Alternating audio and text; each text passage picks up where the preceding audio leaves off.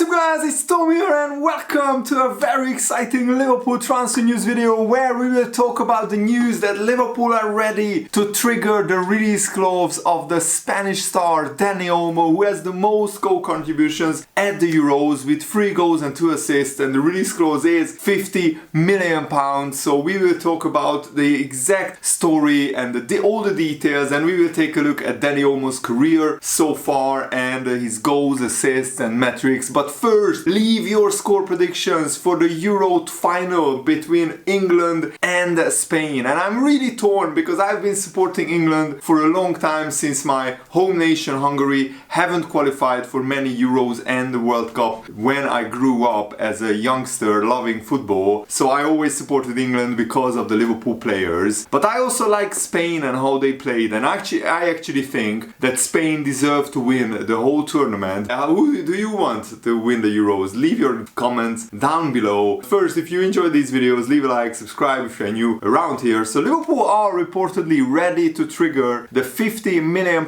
release clause of Dani Olmo, who is a 26-year-old brilliant midfielder, and the German outlet claims that Liverpool are one of the 3 clubs who are really interested in Dani Olmo, and the Dani Olmo can be signed for as little as £50 million as long as somebody triggers the release clause before next Sunday, which I think is very likely because now it's Sunday. Next Monday. Did I say Sunday? If I did, I apologize. So next Monday. So Liverpool have one more day to trigger the release clause of Dani Olmo, and I'm not sure if Dani Olmo or his agent have been in talks with Liverpool or any other club because the Euros are going on, and it's weird that the release clause is like in the middle of July. Probably Leipzig put a release clause in like this, so they have enough time, 1.5 months, to find a replacement if Dani Olmo is sold. And after this release clause expires, Leipzig can ask for more money for Dani Olmo, and I think they will, because Dani Olmo has been one of the most exciting players at the Euros. Behind Lamine Yamal, he has absolutely torn up the tournament. Dani Olmo as well, 3 goals and 2 assists is evident of that. So the German news outlet suggests that Liverpool, Man United and Barcelona are the 3 clubs who are considering triggering the release clause. Barcelona and Liverpool have been linked with Dani Olmo, and also because Dani Olmo started at Barcelona as a youth player before actually going to Croatia to play for Dinamo Zagreb, where he broke through. And I remember Dani Olmo playing for Dinamo Zagreb brilliantly in the Champions League, scoring goals, getting assists. But of course there are question marks over whether Barcelona even have the money to pay the £50 million release clause, because Barcelona have faced financial problems for years now, and they also are going after Nico Williams as well. So it's interesting that these big clubs are going for similar type of players, and there is a big fight going to happen after the Euros are finished for these big stars. For example, the Spain national team have quite a lot of great players who could be on the move, Nico Williams and Dani Olmo, just to mention 2 of the stars of the Spain team at the Euros. And another news outlet is reporting that Liverpool prepared to pay the £50 million or €60 million release clause of Dani Olmo. According to a report by Die Woche, which translates to the week in German, Dani Olmo is the subject of interest from Liverpool. Dani Olmo has been one of the best players in the Bundesliga since joining RB Leipzig from Dinamo Zagreb in 2020. But the big concern with Dani Olmo is his injury record, his fitness record, his injury history, which we will take a detailed look at in the second part of this video. So he had some injury problems, he wasn't always available, but whenever he played, he actually always got goals and assists. He already played 150 times, more than 150 games for Leipzig since his move. He scored 29 goals and got 34 assists in these 4 seasons, and Dani Olmo has been integral to Spain's run to the final. And Man City and Liverpool are also interested in Dani Olmo. They have a lot more money than Barcelona readily available, so Liverpool are also ready to pay the release clause and trigger the release clause of Dani Olmo. He could be a long-term offensive solution for Liverpool because there is uncertainty surrounding the futures of Luis Diaz Diaz and Mo Salah. And Dani Olmo can play in a variety of positions. He can play left winger, right winger and attacking midfielder as well. His main position is attacking midfield, but he has no problem slotting in at the right wing or the left wing. He's right-footed, so in theory he could play on the right wing, crossing in with his right foot, or he could play on the left wing, cutting in onto his right foot and shooting. But the problem is his availability. It's taken him 3 seasons to make enough Bundesliga minutes to cover 38 games. So even when he is fit, he doesn't always play the full 90 minutes for Leipzig. That could be one of the main reasons. But Liverpool may see him as an incredible talent, and see certainly an incredible talent when he is fit and on fire. But he's not a very reliable, durable player like Mo Salah. Injuries were the big concern of last season for Liverpool. At one point we had 10 to 12 injuries, and Dani Olmo is just 26 years old. He already played 38 times for the Spain national team, but at such a valuable price. I mean, for £50 million, you don't get a player of Dani Olmo's quality nowadays in the transfer market. Usually you have to pay 70 to 80 million pounds for a player who easily gets 10 goals and 10-15 assists if he plays a full season for Liverpool. It would be a no-brainer for Liverpool to submit a formal bid, and he's also entering the peak of his career. He's 26 years old and he will continue to improve. The fact is that Liverpool would have such a big array of talent. Dani Olmo wouldn't have to play every game, he wouldn't have to play every 3 days, and that could ease his injury problems and increase his availability because he wouldn't have to play every game. Another news is that after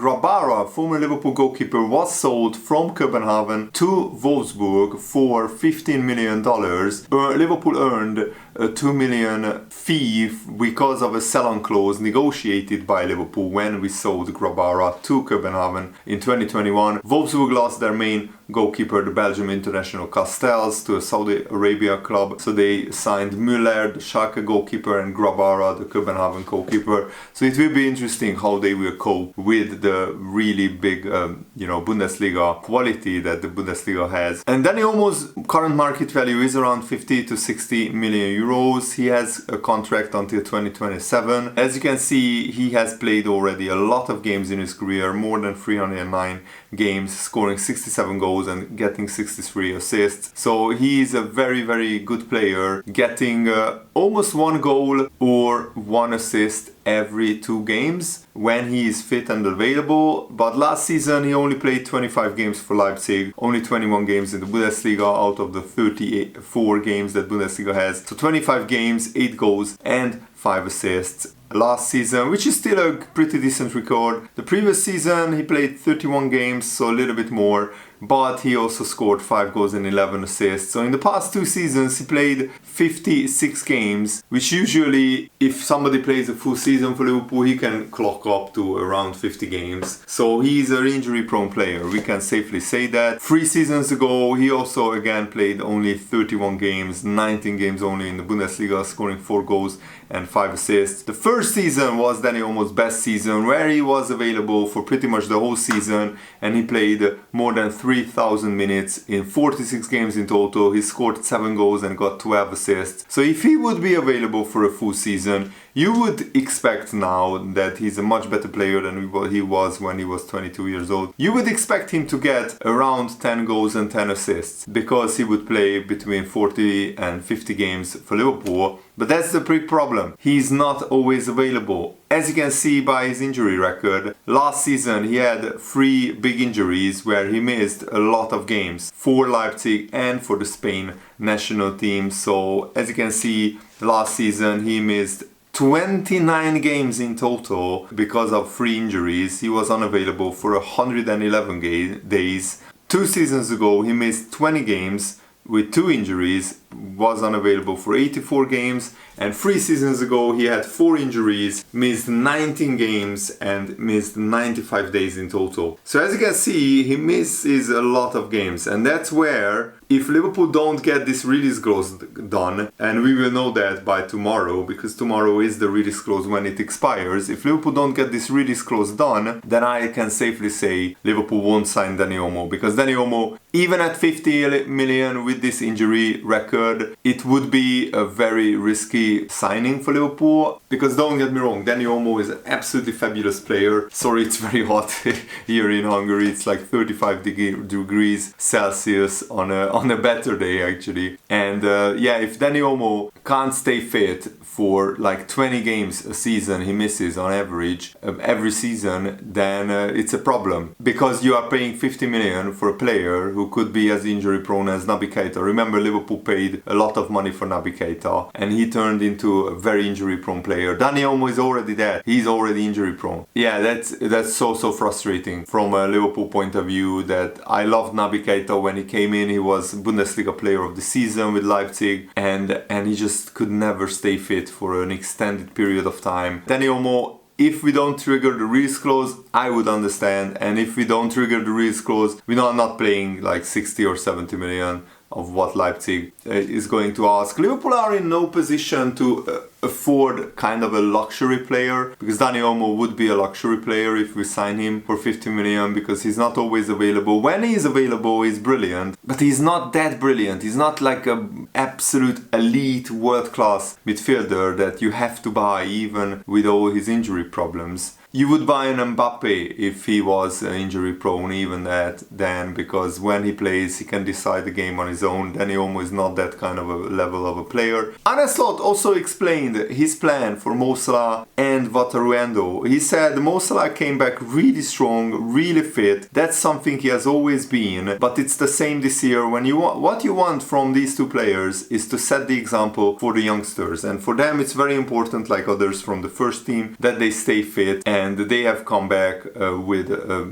absolutely brilliant physique. Mo Salah posted some pictures and he looks absolutely in elite condition, in peak fitness. So Mo Salah was really motivated during the summer to train hard and to come back really fit for the new season. Arne Slot said they are full of energy, and that's the most important thing at the moment. Keep them fit and build it up from there and try to teach them as much as we can. But 14 senior players from Liverpool are still on holiday or still competing at the Euros or Copa America. So Liverpool's pre-season squad is made up mostly of youth academy players, under 21 players, of course all of whom will look up to Mo Salah and Wataru and watch them very, very carefully during the pre-season training camp, so they can learn as much from them as possible. And Salah, of course, was a member of the leadership team under Jurgen Klopp, so I think he will be a very, very big player for Liverpool. Arne Slot said most players that are here at the moment are coming from the under 21s.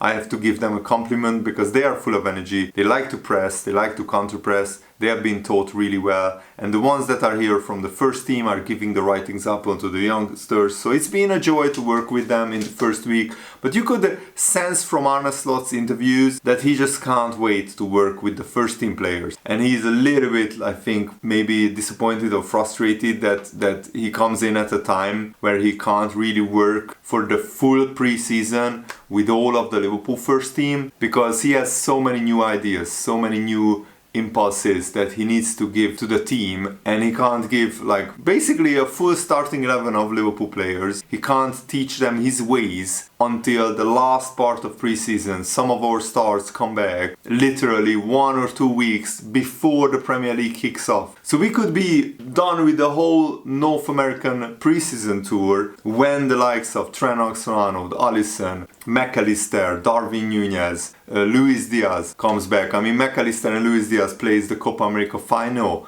as well later today or in the early hours of tomorrow, depending on what time zone you are in. The Colombia-Argentina Copa America final will be fascinating as well. Messi lost his first 5 or 6 cup finals with Argentina before he won his last 2 cup finals, the World Cup final on penalties and the Copa America final against Brazil 1-0. But Colombia haven't won the Copa America for a long time as well, so they would be really, really hungry as well to win the competition. Oh my goodness, I'm just looking at the stats. Argentina and Uruguay won the Copa America 15 times, Brazil 9 times, And Colombia only has one Copa America trophy in 2001. So Luis Diaz and the whole Colombia team would instantly be national heroes if they managed to win the Copa America. They have also finished second once in 1975. Paraguay, Chile and Peru have won 2 times the Copa America, but predominantly Argentina, Uruguay and Brazil dominate this competition like they dominate usually the World Cups from a South American football point of view. So Colombia, this is another golden generation from Colombia, and they reached the semi-finals in 2016 and 2021, but they could only get 3rd place in those years. So this could be another absolutely brilliant, legendary run for Colombia. Argentina, the whole Argentina squad are already legends for winning the Copa America and the World Cup, but I'm sure that Messi and the rest of the Argentina squad want to cement their legacy and win another Copa America. So good luck to them. Either team wins, I will be happy, because either Luis Diaz or Alexis McAllister comes back with a Copa America trophy to Liverpool. And let's hope Trent Alexander-Arnold can feature in the final and he can help England win the European Championship. But I will be happy if Spain win as well, for different reasons. Because Spain has an absolutely brilliant squad full of really good attacking players, and they played the kind of football that I love to watch during the Euros. So good luck to both teams, and may the best team win, and may we see a very attacking, very good European final. Thanks for watching, guys. Hope you enjoyed this. Have a nice day. See you later. Goodbye.